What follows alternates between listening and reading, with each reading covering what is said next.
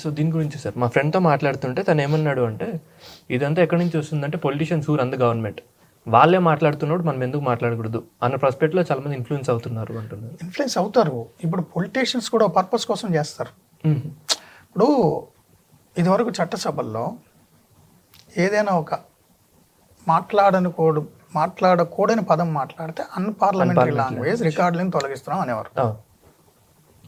అంటే మనం చట్టాలు చేసే వ్యక్తులం సమాజం ఎలా ఉండాలి అని డిసైడ్ చేసి చట్టాలు చేసే మనం తప్పు చేస్తే తప్పు మాట్లాడితే అది సమాజానికి ఏ సంకేతం వెళ్తుంది అనే ఉద్దేశంతో అన్పార్లమెంటరీ లాంగ్వేజ్ వాడకూడదు, రికార్డులను తొలగిస్తారు మాట్లాడిన.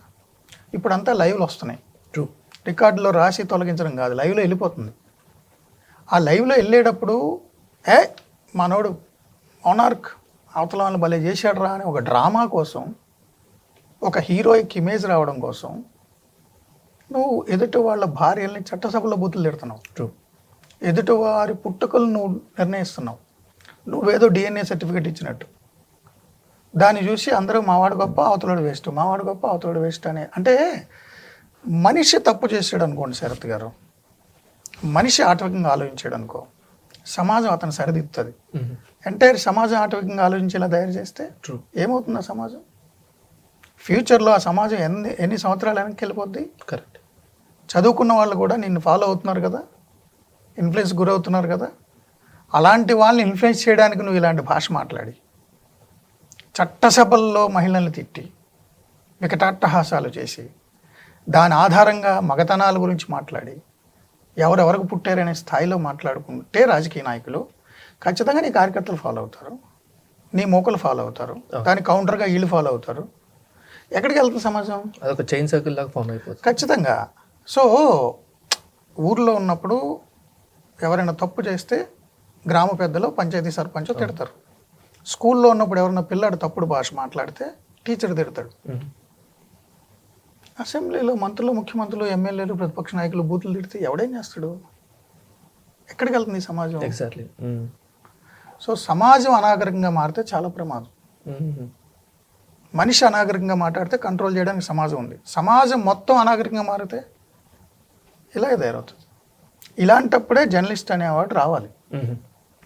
ఇవన్నీ ఆలోచించే జర్నలిస్టు రియాక్ట్ అవ్వాలి. ఇప్పుడు సోషల్ మీడియాలో ఉన్నటువంటి ఇన్ఫ్లుయెన్సర్సు, పెయిడ్ వర్కర్సు, పార్టీలకి లేదా ఆ వర్గాలకి సంబంధించినటువంటి పెయిడ్ జర్నలిస్టులు ఇన్ఫ్లుయెన్స్ చేస్తే ఇక మామూలు వాడు కూడా అలా మారిపోవాలా? మారకూడదు. మొత్తం ఆలోచించి చెప్పాలి. నీ మీద ఏ ముద్ర వేసినా నువ్వు చెప్పాలి. ఓకే. సమాజాన్ని ఎవరో ఒకరు సెట్ చేయాలి కదా. అవును. లేదు సమాజం ఇలా ఉంది కాబట్టి మనం కూడా అలాగే పోదామంటే, కోపర్నికస్ భూమి చుట్టూ సూర్యుడు తిరుగుతుందా అంటే ఊరుకున్నాడా?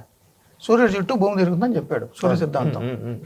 సమాజం నచ్చకపోవచ్చు, చర్చకి వ్యతిరేకం అయి ఉండొచ్చు, శిక్షించవచ్చు. పిచ్చోడు అన్నారు. ఇప్పుడు గెలీలియో ఉన్నాడు, టెలిస్కోప్ ద్వారా కనిపెడతాడు. సమాజం ఒప్పుకోలేదు, చర్చ ఒప్పుకోలేదు. వాళ్ళు చేసేసి క్రైస్ట్నే సమాజం ఒప్పుకోలేదు, సిలువేసింది. సో సొసైటీ ఎలా పడితే అలా వెళ్తుంది కాబట్టి నాయకుడు కూడా అటే వెళ్ళిపోతానంటే ఒకటి లేదు, సొసైటీ దానికి సంబంధం లేదు, ఎన్నుకున్న వాళ్ళతో నాకు సంబంధం లేదు, నేను మూర్ఖంగా వెళ్ళిపోతా అంటే వేరు. బ్యాలెన్స్ ఉండాలి. ఓకే. ఏది మంచి ఏది చెడు, సమాజం యొక్క విశాల ప్రయోజనాల రీత్యా నీకున్న ఆలోచన ధోరణితో, అవగాహనతో నువ్వు నడవాలి. బూతులు ఏంటండి? అసెంబ్లీలో బూతులు ఏంటి? పార్లమెంట్లో బూతులు ఏంటి? మహిళల్ని తిట్టుకోవడాలేంటి? సవాళ్ళు ఏంటి? ఛాలెంజ్లు ఏంటి? పార్లమెంటు సభ్యులు ఎన్ని క్రిమినల్ కేసులు ఉన్నాయి? ఎగ్జాక్ట్లీ. ఎవరెవరు న్యూడ్ వీడియోలు?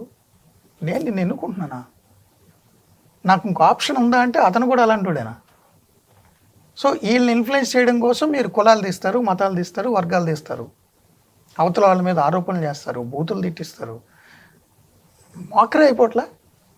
మరి ఇప్పుడు జర్నలిస్ట్ అసలు యాంగిల్ చెప్పొద్దా? అవును, చెప్పాలి.